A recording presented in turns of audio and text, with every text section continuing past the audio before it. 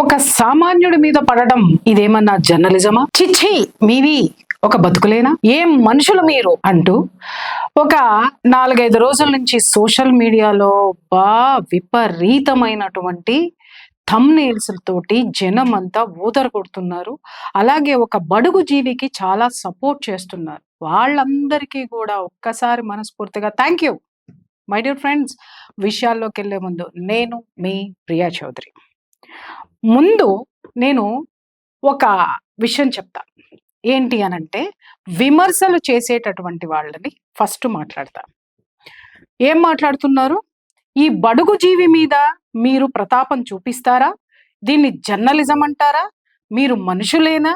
విపరీతమైనటువంటి మానవతావాదం చాలా మంది చూపించినారు కదా! ఒక్క ప్రశ్న అడుగుతాను, మీ అందరికీ సమాధానం మీరందరూ చెప్పండి. ఈ విషయాన్ని తేజస్వి మీడియా జర్నలిస్టు బయటికి తీశాడు కదా! దాని వెనక ఉన్నటువంటి ఆంతర్యం ఎవ్వరైనా ఒక్కళ్ళన్నా మాట్లాడతారేమోనని నేను ఇన్ని రోజులు వెయిట్ చేశా. ఇంకొక విషయం, నేను ఏ విషయాన్ని కూడా వెంటనే రెస్పాండ్ కాను. ఎప్పుడు రెస్పాండ్ అవ్వాలో నాకు తెలుసు, అప్పుడే రెస్పాండ్ అవుతా. ఎందుకు అంటే, అక్కడ ఏం నడుస్తుందో ఇంటెలిజెన్స్ ప్రకారం మాకు ఇన్ఫర్మేషన్ ఉంది. అందుకోసమనే వెయిట్ చేశాం. ఈలోపు పబ్లిక్ మొత్తం కూడా చాలా చాలా చాలా చాలా ఇనిషియేటివ్ తీసేసుకుని చాలా మానవత్వం చూపించేసినటువంటి యూట్యూబర్స్ అందరికీ కూడా నేను ఒక్క ప్రశ్న వేస్తున్నాను. అక్కడ జరుగుతున్నది సమ్మక్క సారలమ్మ జాతర. ఓకే, ఆ జాతరలో మెయిన్ మ్యాండేటరీ ఏం పెట్టారో ఎవరికైనా, యూట్యూబ్ చేసినటువంటి వాళ్ళు ఎప్పుడైనా మేడారం జాతరకి వచ్చారా? వెళ్ళారా? అక్కడ తెలుసా? ముఖ్యమైనటువంటి మ్యాండేటరీ ఏంటి అనంటే, అక్కడ హలాల్ నిషేధించబడినది, జట్కా మాత్రమే ఉండాలి అని చెప్పి మన హిందువు యొక్క సంప్రదాయాన్ని అక్కడ పెట్టారు. అంటే అక్కడ జట్కా హలాలు ఏంటి అనంటే, అక్కడ మాంసం కొట్టడం కానీ, అలాగే అక్కడ ఏదైనా పూజకి సంబంధించినటువంటి క్రతువుల్లో కేవలము హిందువులు మాత్రమే, ఆ సంప్రదాయం చేసేటటువంటి హిందువులు మాత్రమే చేయాలి తప్ప అన్య మతస్థులు ఎవరో అక్కడికి రావద్దు అనేటటువంటిది గవర్నమెంట్ పెట్టినటువంటి రూల్. ఎందుకు పెట్టింది ఈ రూల్ అంటే, హిందువులలో చైతన్యం వచ్చింది, వాళ్ళ మనోభావాలు దెబ్బతింటున్నాయి, వాళ్ళ సంస్కృతిని కాపాడమని చెప్పి ఎన్నో హిందూ సంస్థలు, ప్రభుత్వము వాళ్ళ యొక్క అభ్యర్థనని, హిందువుల యొక్క మనోభావాలని దృష్టిలో పెట్టుకొని గౌరవం ఇస్తూ అక్కడ జట్కా మాత్రమే ఉండాలి, హలాల్ చేయరాదు, జట్కా మాత్రమే ఉండాలి అనేటటువంటి రూల్ తీసుకొచ్చింది. అలాంటి సందర్భంలో బన్నులు అమ్మేటటువంటి వ్యక్తులు అక్కడ బన్నులు అమ్ముకుంటున్నారు. బన్నులు అమ్ముకుంటుంటే తేజస్వి మీడియా వెళ్ళిపోయింది. అక్కడ అందరూ కూడా అమాయకుల్ని ఏదో చేసేశారు, బడుగు జీవుల మీద పడిపోయారని మీరు మాట్లాడుతున్నారే, కొన్ని సాక్ష్యాలు నేను మాట్లాడతా. ఎందుకు అనంటే, జట్కా అనేది ఎందుకు తీసుకొచ్చామండి? హలాల్ ఎందుకు వదిలేశామండి? హలాల్ అంటే ఏంటి? ఉమ్ము ఊస్తారు, తూక్ అంటారు దాన్ని. అర్థమైందా? వాళ్ళు చేసిన ప్రతి దాన్ని కూడా అది వాళ్ళ ఆచారము. నేను దాన్ని తప్పు పట్టడం లేదు, నేను దాన్ని తప్పుగా కూడా చెప్పడం లేదు. వాళ్ళు తూక్ చేసి మనకిస్తారు, దాన్ని తీసుకెళ్లి అమ్మవారికి మనం ప్రసాదం కింద పెట్టవలసి వస్తుంది. కాబట్టి అది మనం చేస్తున్నటువంటి అపచారం అని భావించి మనం జట్కా పెట్టుకున్నాము. అందుకు హిందువులు మాత్రమే దానికి నియమితమై ఉన్నారు. అర్థమైందా అంటే? ఇప్పుడు తర్వాత వస్తా, మేడారం జాతరకి ఎవరు వస్తారండి? భక్తులు వస్తారు. భక్తులు వచ్చిన చోట ఈ ఉమ్ము వేసేటటువంటి ఆహార పదార్థాల మీద ఉమ్ము వేయడం అనేటటువంటిది నిషిద్ధము, హలాల్ అనేటటువంటిది నిషిద్ధము. Underline this point. అలాంటి ప్లేస్ లో వీళ్ళు వచ్చి బన్నులు అమ్ముతున్నారు. ఇక్కడ కొంతమందికి నేను మాట్లాడతా. బన్నులు అమ్ముతున్నప్పుడు ఫస్ట్ మీరు ఎవరినైనా సరే వాళ్ళని అడగండి, మీకు దేశం ముఖ్యమా, ధర్మం ముఖ్యమా అంటే ముందు మా మతం ముఖ్యమని మాట్లాడతారు, వాళ్ళ ఆచారాలు ముఖ్యమని మాట్లాడతారు. అప్పుడు ఏమవుతుంది? వాళ్ళు చేసి ఇచ్చేటటువంటి ప్రతి ఆహార పదార్థంలో ఆ విధంగా వాళ్ళు హలాల్ చేసి ఇవ్వడం అనేటటువంటి జరుగుతుంది. అంటే ఏదైనా ఇచ్చేటప్పుడు వాళ్ళు తూక్ చేసి ఇస్తారు. అంటే ఎంగిలి, ఆ ఎంగిలిని తినడం అనేటటువంటిది జరుగుతుంది. ఇప్పుడు అక్కడికి వచ్చేటటువంటి భక్తులందరికీ కూడా చిన్న పిల్లల బన్నులు కొనుక్కునేటటువంటి వాళ్ళు, సరే పెద్దవాళ్ళు కూడా ఉన్నారని అనుకుందాం. వాళ్ళకి కొంతమందికి హలాల్ తెలుసు, తెలియకపోవచ్చు. కానీ తెలిసిన వాళ్ళు చాలా మంది ఉన్నారు కదా, వాళ్ళే దీన్ని తెర మీదకి తీసుకొచ్చింది. అక్కడ మన సత్సాంప్రదాయం మాత్రమే జరగాలని హిందువులు కోరుకొని పెట్టుకున్నప్పుడు ఇక్కడ హలాల్ సాంప్రదాయం రావడాన్ని అక్కడ తప్పుబట్టడం జరిగింది. ఇక్కడ తేజస్వి మీడియా తీసుకొని అక్కడికి వెళ్ళి ఏమీ చెయ్యలేదు. ఆ బన్నులు తిన్నటువంటి పిల్లలు కడుపులో నొప్పితో ఏడుస్తున్నారని అక్కడ కంప్లైంట్ చేయటం అనేటటువంటి జరిగింది. అది మా వాళ్ళు విన్నారు, అక్కడ పబ్లిక్ కూడా ముచ్చటించుకున్నారు.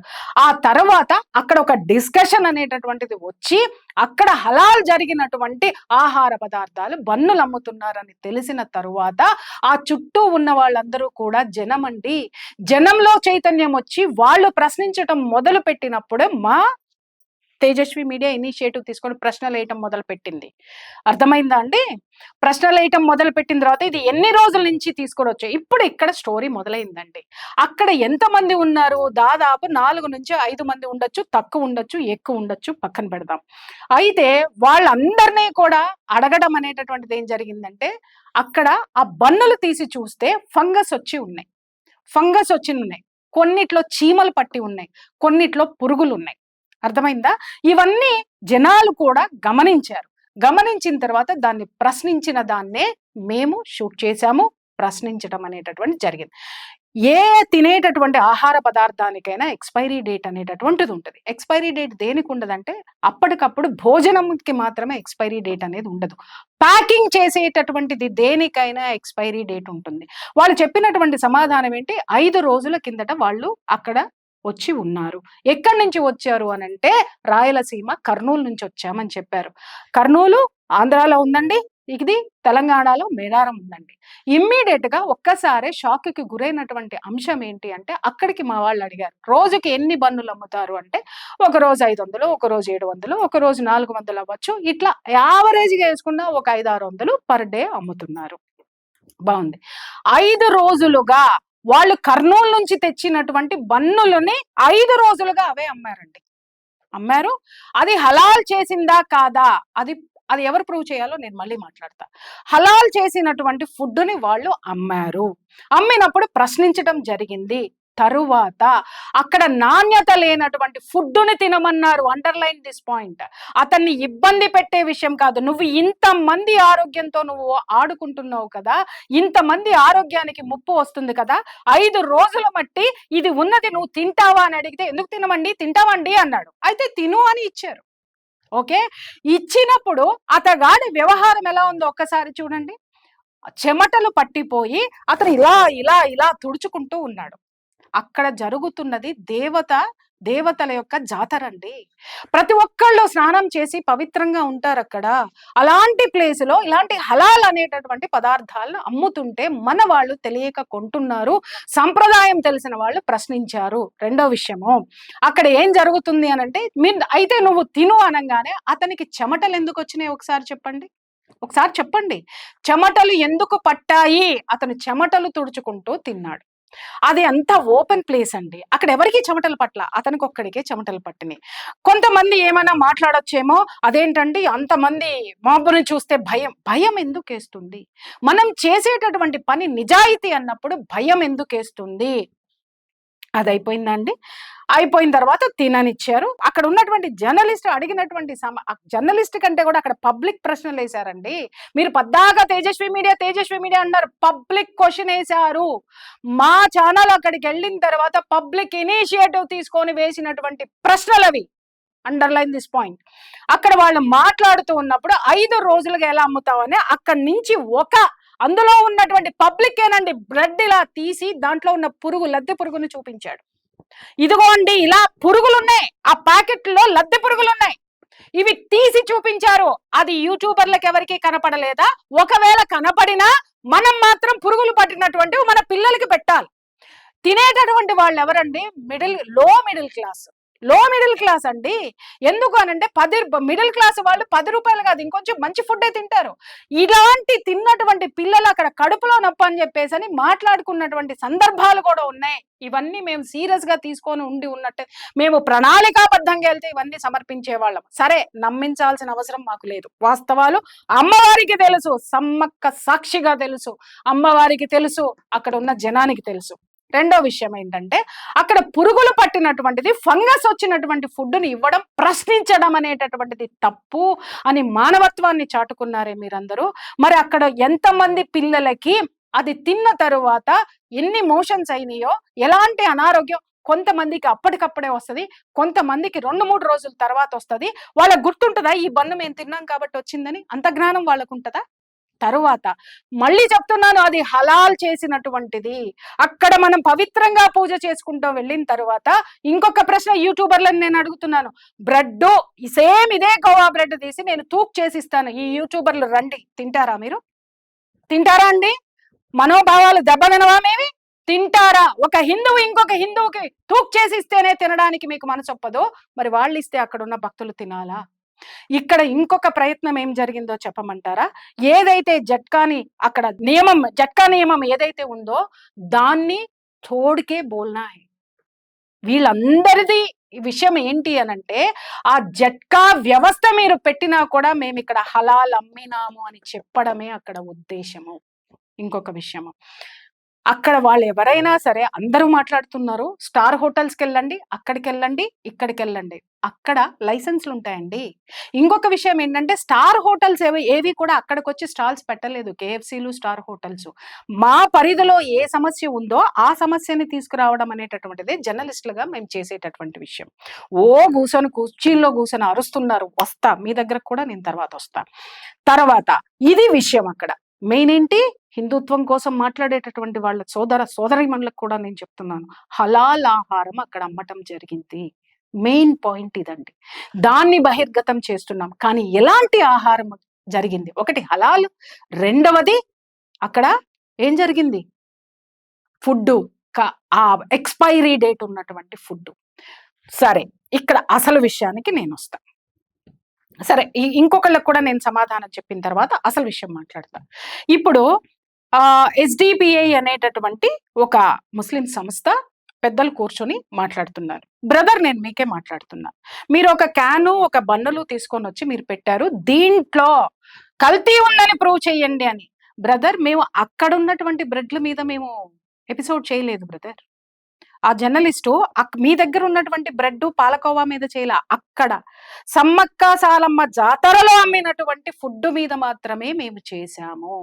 ఒకటి. రెండవది, ప్రూవ్ చేయండి అని మీరు సవాల్ విసిరారు. నేను అడుగుతున్నాను, నేను తిరిగి మిమ్మల్ని ఒక ప్రశ్న వేస్తున్నాను. మీరు హలాల్ చేయకుండా అక్కడ ఫుడ్ అమ్మారా? మీరు ప్రూవ్ చేయగలుగుతారా? మీరు ప్రూవ్ చేయగలుగుతారా అండి?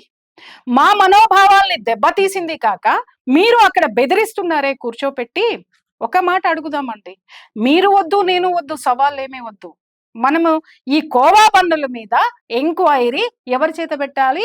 ఇంటెలిజెన్స్ డిపార్ట్మెంట్కి పంపిద్దాం. ఏ ఇంటెలిజెన్స్ డిపార్ట్మెంటు?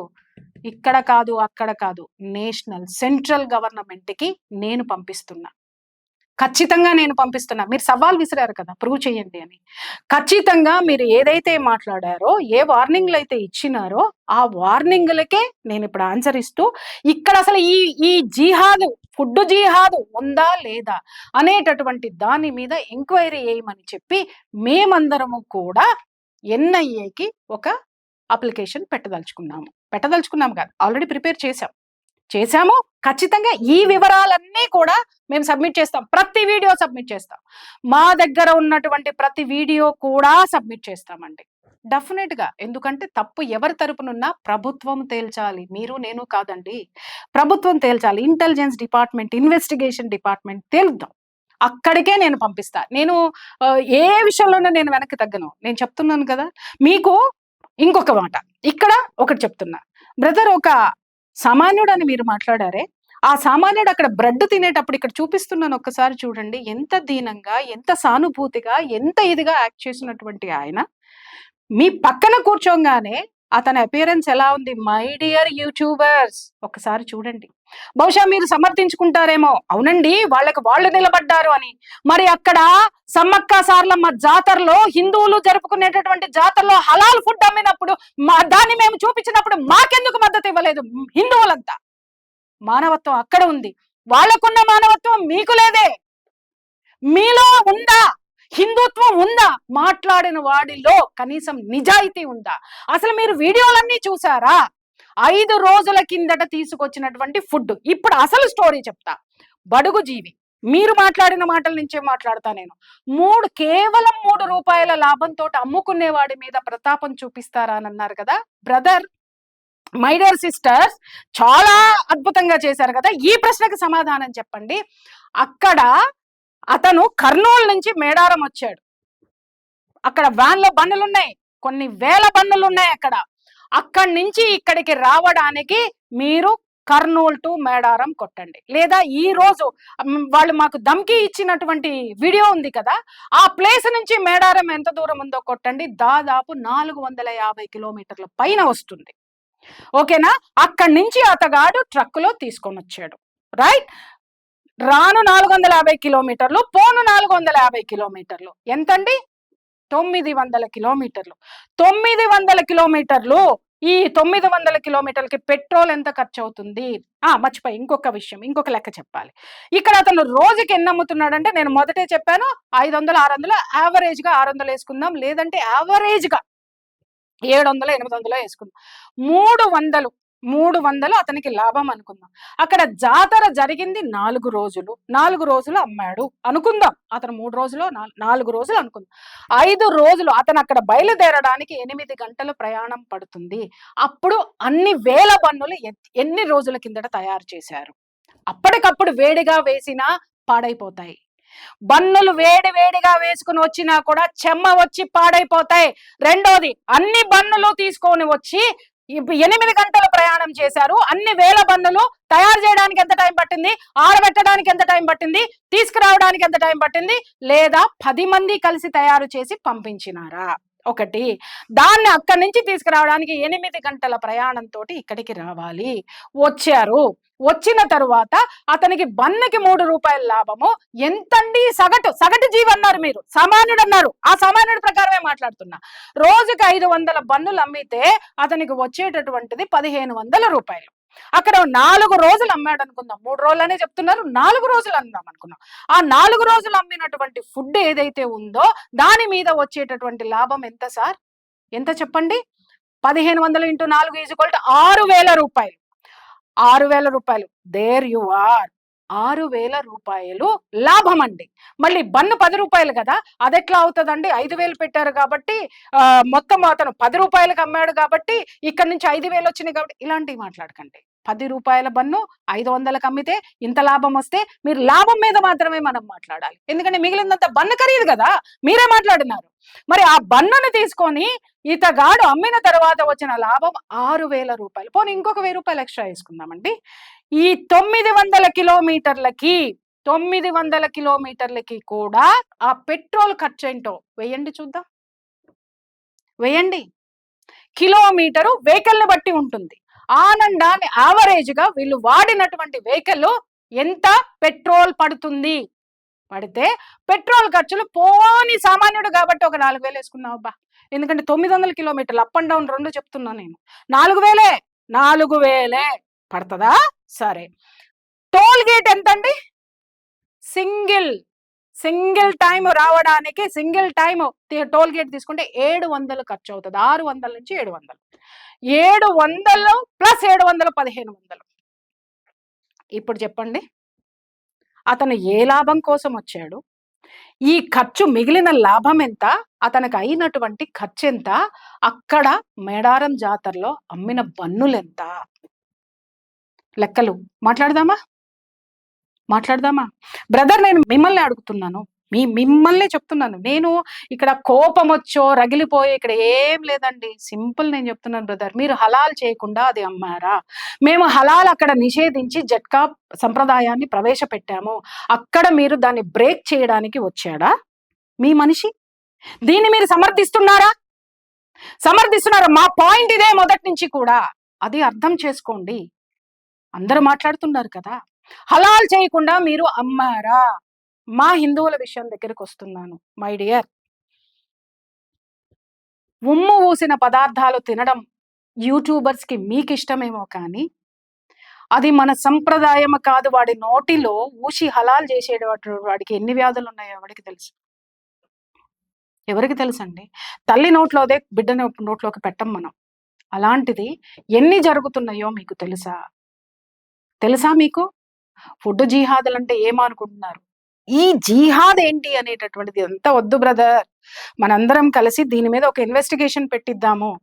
నేను వస్తున్నాను కదా, ఆల్రెడీ నేను గ్రౌండ్ ప్రిపేర్ చేస్తున్నాను. నేనేమి ఖాళీగా కూర్చొని లేను. ఏ వ్యవస్థ విషయంలోనైనా నేను పని చేసేటప్పుడు నేను ఒక జర్నలిస్ట్ గా పర్ఫెక్ట్ గా పని చేస్తా.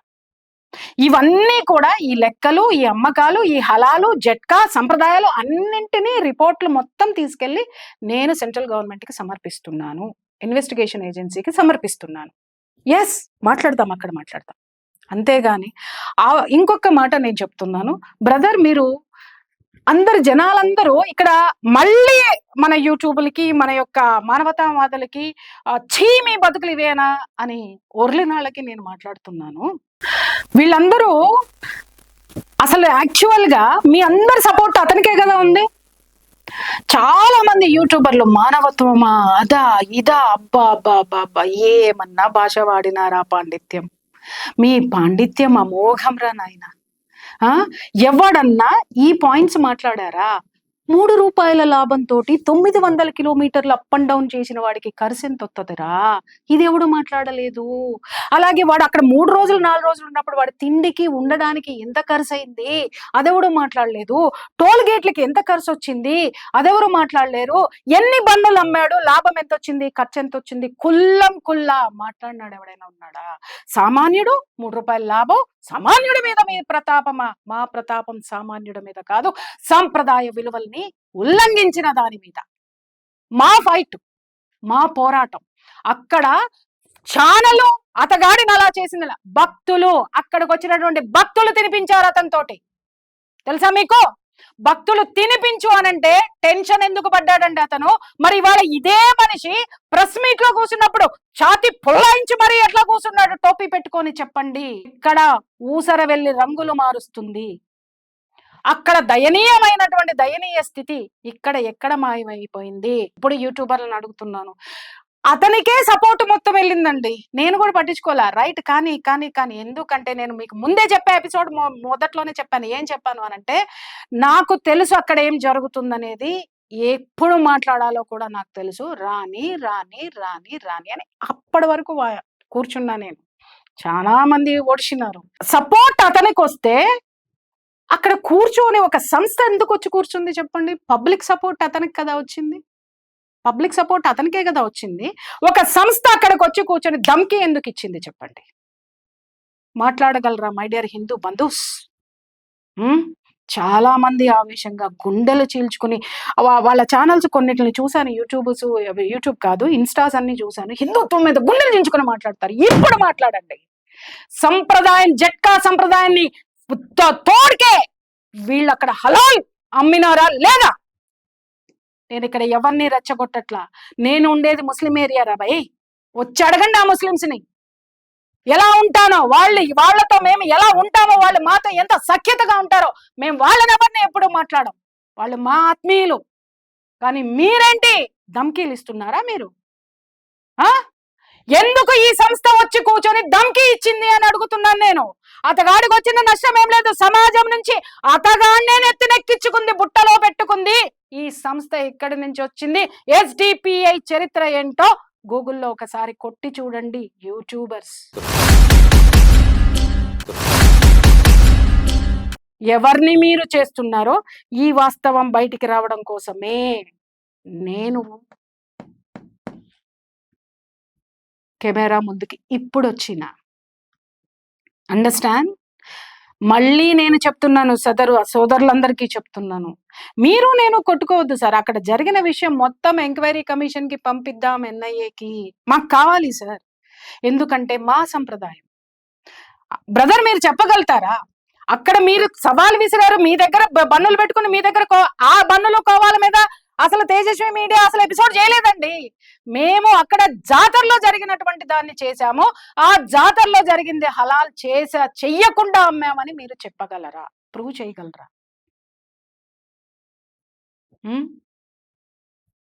బ్రదర్, మేము మిమ్మల్ని గౌరవిస్తున్నాం. ఎస్, అలాగే మా సంప్రదాయాలను కూడా గౌరవించండి అని మాట్లాడుతున్నాం. అది వచ్చినప్పుడు మేము ఖచ్చితంగా గొంతు విప్పి మాట్లాడతాం.